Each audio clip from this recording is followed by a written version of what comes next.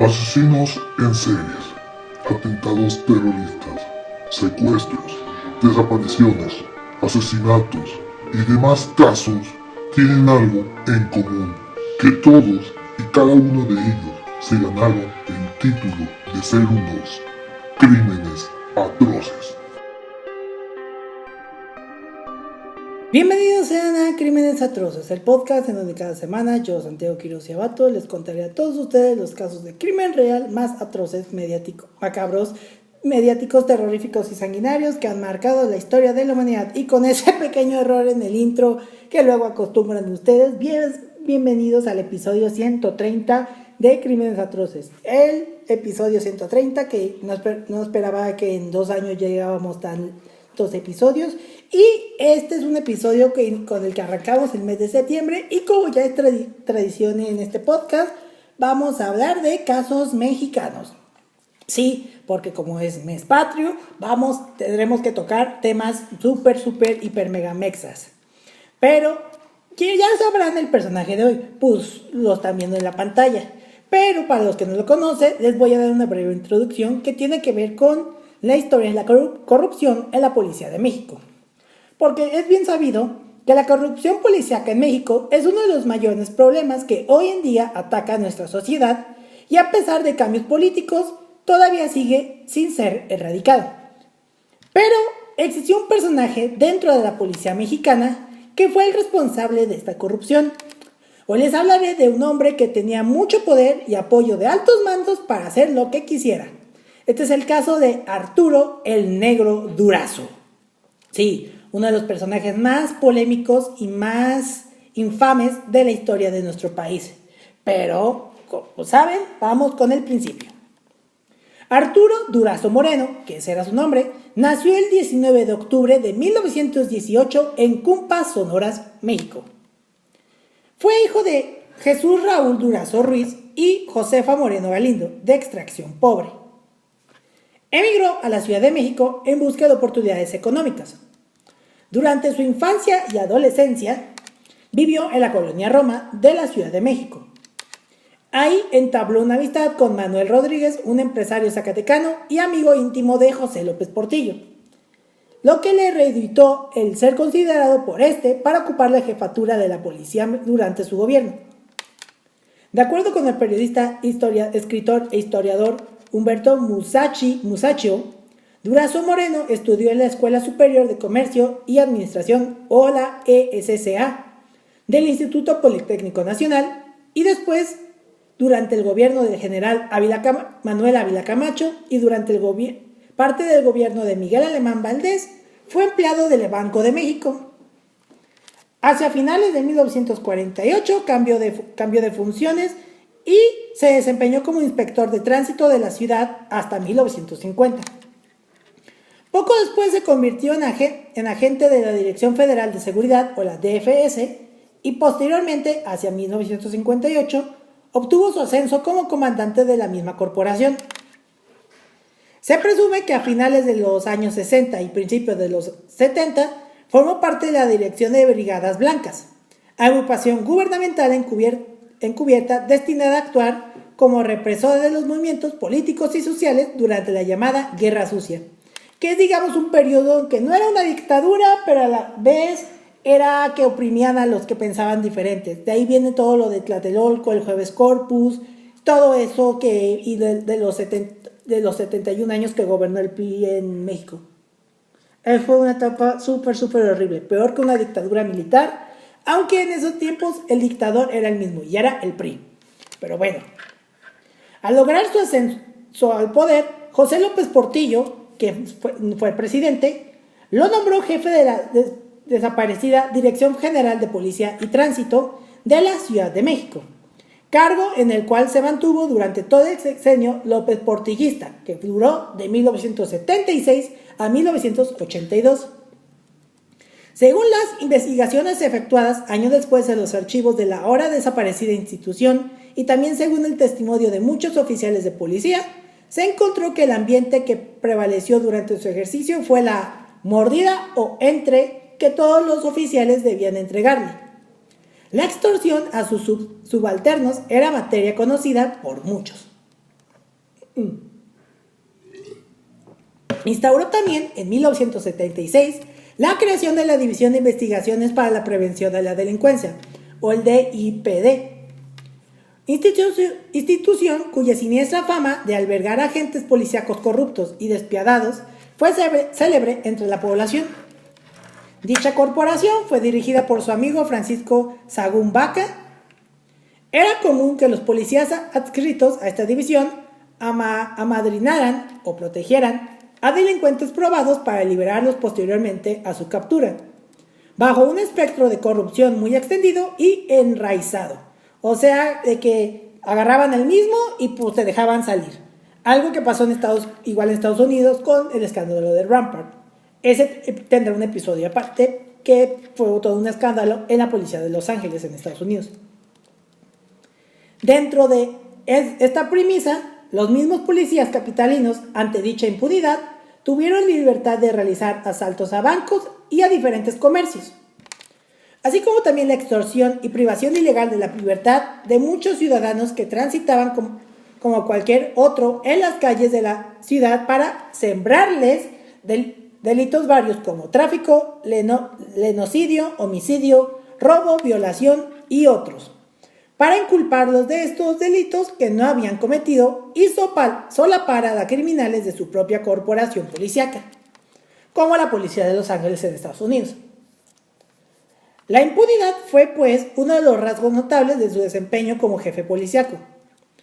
La tortura fue otro de los aspectos que prevalecieron en esta corporación, ya que cualquier delincuente que era remitido y no era considerado dentro de los cotos de poder era sometido e interrogado bajo actos de tortura, ya fuese para confesar sus delitos o bien aceptar otros no cometidos. Mucha gente inocente fue víctima de sus métodos. También durante sus funciones fue creado el Colegio de Policías, que hoy es conocido como Instituto Técnico de Formación Policial de la SSPDF. Durazo Moreno fue nombrado por el presidente general de división, sin tomar en cuenta que previamente debió haber cursado la carrera militar para ello, por lo cual se decía que el presidente López Portillo lo nombró general de plumazo, entre comillas, y por decreto presidencial, lo que en consecuencia provocó que se ganara la antipatía de muchos militares, entre ellos el secretario de la Defensa Nacional, el general Félix Galván López. Sus amistades cercanas le aplicaban el mote de El Moro de Cumpas, en referencia a un corrido mexicano muy famoso, y también el mote de El Negro, por las características de su rostro. El sobrenombre de El Negro Durazo fue el común entre los habitantes de la ciudad.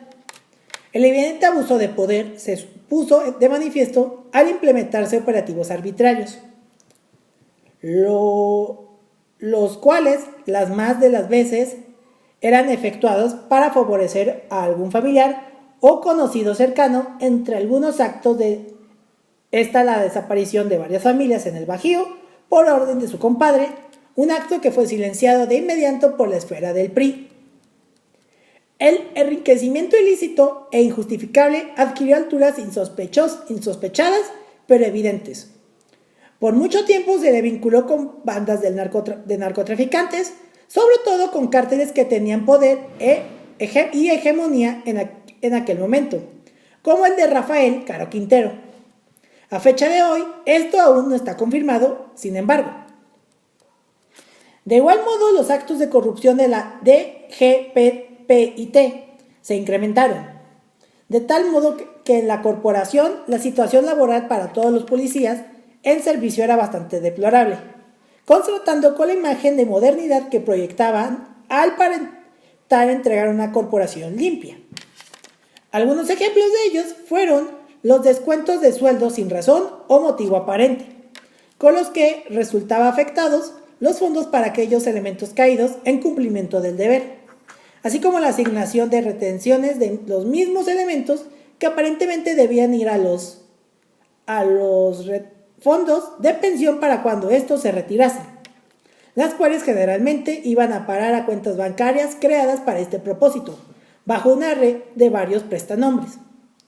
También con las compras de equipo para la corporación que luego se cancelaban y reducían las órdenes y este mismo se embolsaba la diferencia, así como el hecho de no dar de baja a los policías que había cesado, lo que hacía él mismo cobrara esos salarios. Asimismo, los elementos tenían que cumplir una especie de cuota quincenal que les exigía regularmente Durazo Moreno, y para cual obtener ese monto, los agentes abusaban de su autoridad y extorsionaban a la ciudadanía. O sea, los que son de México, lo que conocemos hoy como los moches o mordidas, fueron culpa de este güey. También se autorizaban solo 20 litros de gasolina diarios a cada elemento con vehículo asignado. El resto de tanque y las reparaciones correspondientes se financiaban con el dinero proveniente de extorsión. También por decreto, los 7 depósitos de tránsito debían estar llenos a máxima capacidad y la brigada de grúas debía llevar 1.200 vehículos diarios a estos mismos y así se infraccionaba o se mordía sin dar parte ni reporte a la tesorería del Distrito Federal. Al mando de la Dirección Federal, Durazo Moreno afrontó diversos sucesos históricos que evidenciaron su peculiar estilo para dirigir la Secretaría.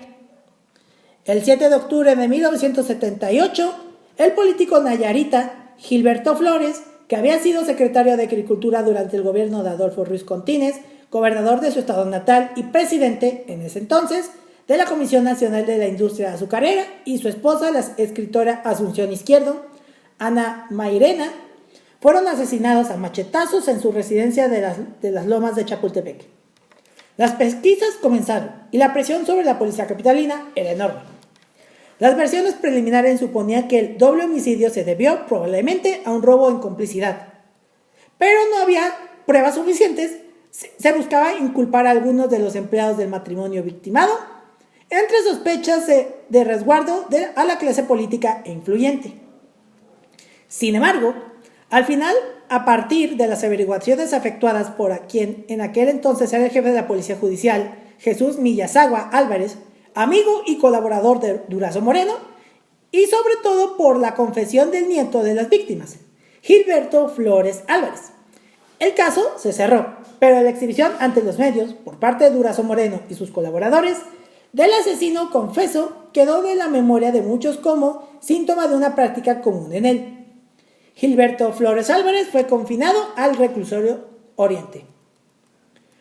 Otro hecho que posteriormente se relacionó con el desempeño de Durazo Moreno al frente de la policía capitalina fue la desaparición de 12 cadáveres el 14 de enero de 1982, el alumbrado número 8 del emisor central del sistema de drenaje profundo, ubicado en San José Acoculo, municipio de Totonilco de Tula, en el estado de Hidalgo, pertenecientes presuntamente a varios hombres de origen colombiano. Los cuerpos presentaban signos de tortura extrema, mutilaciones e incluso algunos de ellos habían sido decapitados.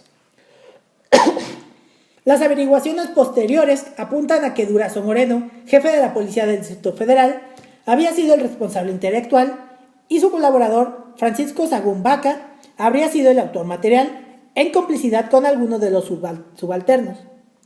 Solo 8 cuerpos se identificaron 2 años después. Durazo Moreno huyó de México en 1982, cuando el nuevo presidente Miguel de la Madrid Hurtado inició investigaciones de corrupción policial. Sin embargo, Durazo fue capturado más tarde y extraditado a México. Volviendo a su historia de corrupción, a mitad del sexenio López Portillista, la imagen de Durazo Moreno recibía elogios por parte de los medios y de las personalidades destacadas de la sociedad. Su intervención a la frustración del secuestro de la hermana del presidente, Margarita López Portillo, ideado por la Liga Comunista 23 de septiembre, le ganó elogios de la cúpula de poder. Recibió distintos reconocimientos, como el micrófono de oro por parte de la Asociación Nacional de Locutores, y fue nombrado miembro de la Legión de Honor. Para contrariedades de algunos juristas, fue nombrado doctor honoris causa por el Tribunal Superior de Justicia del Distrito Federal, sin tener antecedentes alguno como abogado. No obstante, en esa misma época, algunos periodistas ya indagaban sobre sus dudosas actividades privadas. En las postrimerías del gobierno López Portillista, la prensa y algunos ciudadanos comunes se percataron de las propiedades del general Durazo Moreno. Bueno, general entre comillas, plenas de fastuosidad y de un lujo inimaginable. Durazo Moreno mandó a construir 2 mansiones ubicadas en el Ajusco, al sur de la Ciudad de México, con marcadas influencias suizas. Sin embargo, la propiedad que causó revuelo entre los medios fue la que se ubicó en la bahía de Zihuatanejo, en el estado de Guerrero. Con una patente influencia del Partenón original y del arte griego, el acceso a las instalaciones aún existentes revelan el despilfarro enorme y un lujo inconcebible que sorprendió al pueblo mexicano. Las fiestas organizadas en privado en la mansión eran ostentosas y custodiadas por miembros de la policía capitalina, a quienes también usaba como empleados, desde jardineros hasta meseros, obviamente sin recibir paga. La entrada principal, la cual tiene unas rejas impresionantes, extendió el rumor, durante mucho tiempo, de que había mandado retirar las rejas del acceso principal del castillo de Chapultepec para colocarlas como portón de su mansión. Hasta la discoteca, que era igual a la del Estudio 54 de Nueva York. Sus ingresos como funcionario público no justificaban tan onerosos gastos. Una vez decomisada, luego de aprender a Durazo Moreno en 1984, no ha podido ser vendida por su mal gusto, su costo elevado y su identificación como emblema de la peor de aquella época. Incluso tenía galgódromos, hipódromos, todos los lujos horribles y asquerosos que este señor podía tener. En agosto del 2011, el gobierno del estado de Guerrero anunció la donación del Partenón de Durazo Moreno a la Universidad Autónoma de Guerrero. Mientras tanto, la propiedad sigue siendo administrada por la promotora de turismo, la ProTour, instancia que la considera un lastre por el litigio que sostiene con la familia Durazo Moreno. Actualmente, el Partenón se convirtió en un espacio de turismo y está abierto al público, como Los Pinos. Pero no todo queda ahí. También fue apoyo de una de las estrellas de la música de México más conocidas, Luis Miguel. Ahí verán. Mario Gallego, tío paterno y ex asistente personal de Luis Miguel, aseveró en una ocasión ante los medios de comunicación que Durazo Moreno financió el lanzamiento del primer disco de Luis Miguel y presionó a Televisa para que saliera en la televisión, favor que pidió a su compadre Manuel Rodríguez de Grupo Zacatecano, que en ese momento controlaba la alta esfera del mundo del espectáculo. Gallego indicó respecto a la desaparición de Marcela Bastede, madre de Luis Miguel, que pudo haber muerto o desaparecido tras un tiroteo en una fiesta en Chihuahua, con 4 víctimas mortales, una de las cuales había sido Basteri. Dicha fiesta fue organizada por los jefes del Imperio del Mar, narcotráfico, con el consentimiento de Durazo Moreno.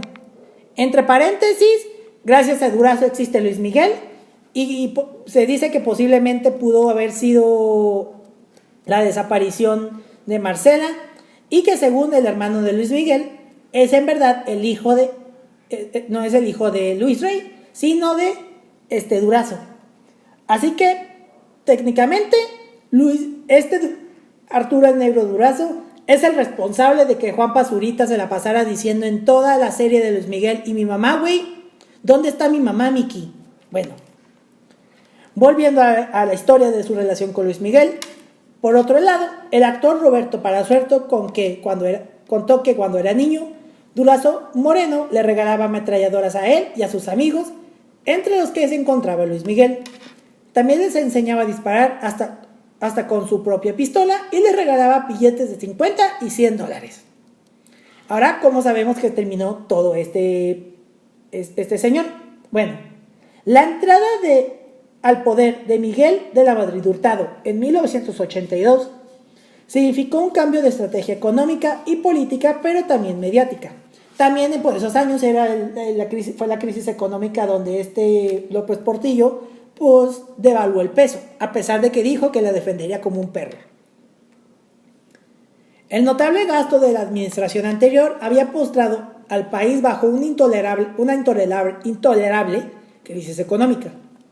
Uno de los lemas de la campaña de Miguel de la Madrid fue el de la renovación moral. Según esta premisa, se suscitó un distanciamiento entre Miguel de la Madrid y el gobierno anterior, a pesar que fue el mismo gobierno anterior que puso a este señor. Poco a poco se revelaron las prácticas de los funcionarios de la administración que concluía. Los lujos, el nepotismo, los beneficios económicos de los que, según se evidenció, disfrutaba López Portillo y con sus colaboradores, proporcionaron el descontento social. Sin embargo, la figura presidencial intocable y los protocolos de poder debilitaron cualquier posibilidad de tomar alguna acción encaminada a castigar tantos actos de corrupción. La salida consistió en encontrar chivos expiatorios. El exdirector de Petróleos Mexicanos, o Pemex, Jorge Díaz Serrano, fue uno de ellos. Al poco tiempo, Durazo Moreno se vio inmiscuido en una serie de averiguaciones policíacas que detonaron su persecución. Bajo las órdenes de Francisco Rojas Gutiérrez, se extendió la orden de aprehensión con la averiguación número CS-122-84 como presunto responsable del delito de extorsión. Se le fincó responsabilidad en la obtención ilegal de cerca de 60 millones de pesos de la época. El escrutinio de los archivos de la dirección a su cargo reveló sus ilícitos y los gastos irregulares efectuados en la adquisición de sus numerosas posesiones. Durazo Moreno fue notificado de su aprehensión por los delitos de contrabando, acopio de armas y abuso de autoridad. Alguien le puso sobre aviso y escapó de la justicia mexicana y comenzó a viajar a diversos países. Sin embargo, en 1984 fue detenido en Puerto Rico y extraditado a México bajo los cargos citados anteriormente. Purgó su condena durante 80 años. Posteriormente fue liberado en 1992 debido a su estado de salud delicado y por buena conducta. Radicó durante sus últimos años en Acapulco, Guerrero, y falleció el 5 de agosto del 2000 debido a un paro cardíaco, ocasionado por un cáncer de colon terminal. Trasladado a la Ciudad de México, fue velado en una importante agencia funeraria. Algo sorprendente durante el funeral fue la entrega de 100 coronas de rosas blancas, un pacto hecho con su compadre zacatecano, que sería un acto de lealtad a la amistad de años y de favores, acompañado de algunos ex policías, también su secretario particular de aquel entonces y del expresidente José López Portillo. Sus restos mortales fueron cremados y sepultados en el Panteón Español. En Acapulco, Guerrero, en la Capilla de la Paz, Fraccionamiento de las Brisas, está un nicho donde conservan sus cenizas. Un mariachi formado por ex policías interpretó como despedida El Moro de Cumpas. Años después, la Secretaría de la Defensa Nacional lo reconoció como supuesto general de división, título que en su nombramiento le otorgó su amigo José López Portillo.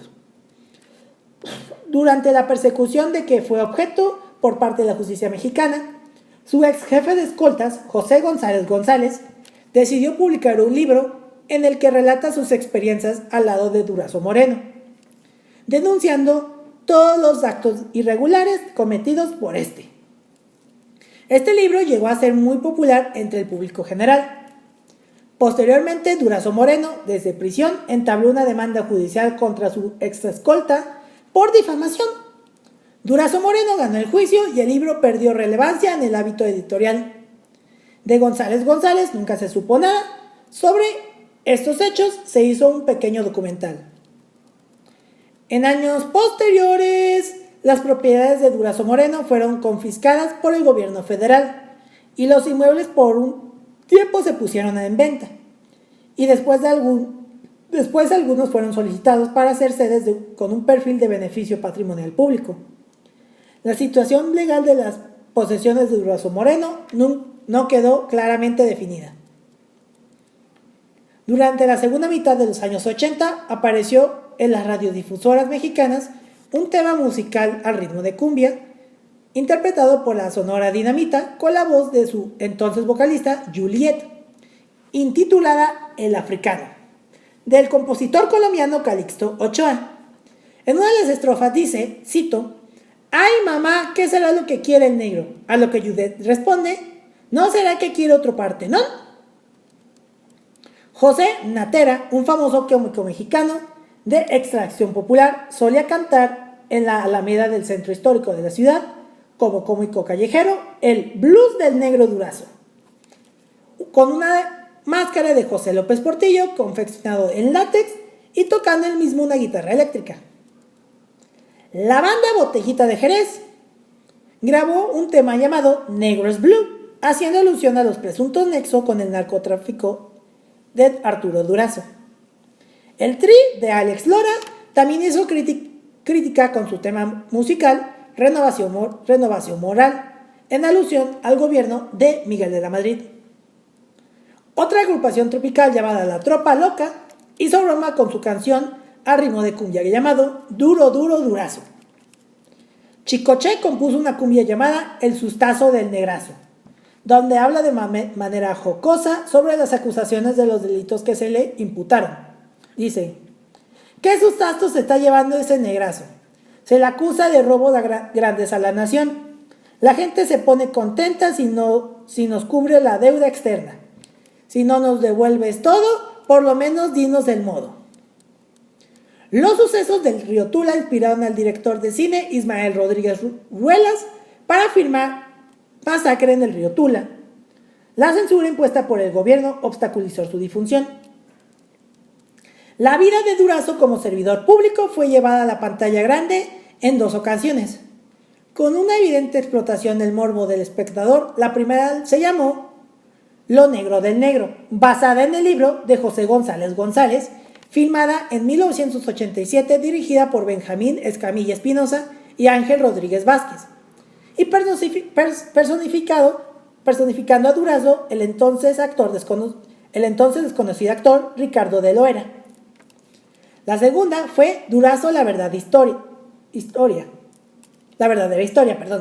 filmada en 1988, dirigida por Gilberto de Anda y personificando a Arturo Durazo, el primer actor, Sergio Bustamante, con un evidente sesgo reivindicador. O sea, que lo ponen como héroe.